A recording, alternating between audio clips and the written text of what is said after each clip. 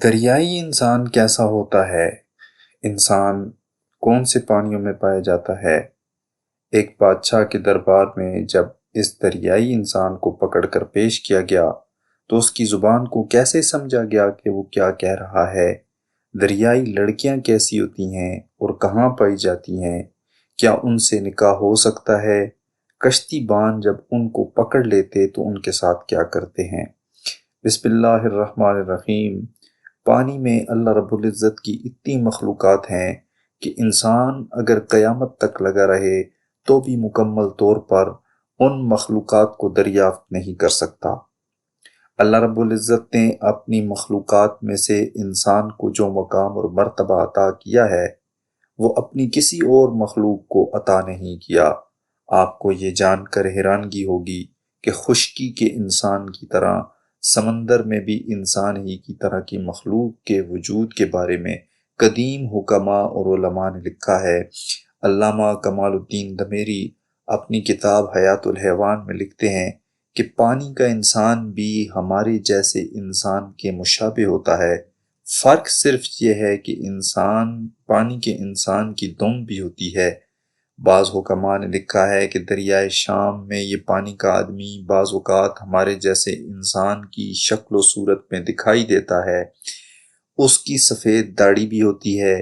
لوگ اسے شیخ البحر کہتے تھے، چنانچہ جب لوگ اسے دیکھتے تو شادابی وغیرہ کی خوشخبری دیتا۔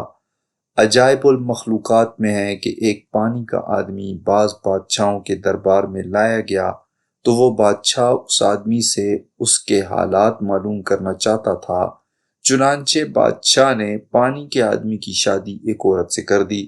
اس سے ایک لڑکا پیدا ہوا جو ماں اور باپ کی گفتگو سمجھ لیتا تھا۔ ایک مرتبہ بادشاہ نے پوچھا، تمہارے ابا جان کیا باتیں کر رہے ہیں؟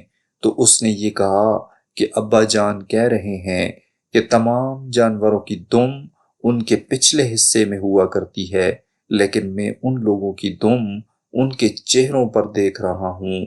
تو اس سے مراد اس کی داڑھی تھی۔ پانی کی لڑکیاں ابن الاشعث کہتے ہیں کہ بنات الماء نام کی بحر روم میں ایک قسم کی مچھلیاں ہوتی ہیں جو عورتوں سے مشابہ ہوتی ہیں، جن کے سیدھے بال ہوتے ہیں، رنگ گندمی ہوتا ہے، شرمگاہ اور پستان بڑے بڑے ہوتے ہیں، باتیں تو کرتی ہیں مگر سمجھ سے بالا تر کرتی ہیں، ہنسی میں قہقہا مارتی ہیں۔ کبھی کبھی کشتی بان ان کو پکڑ کر لے آتے ہیں اور ان سے وطی کر کے پھر دریا میں چھوڑ دیتے ہیں۔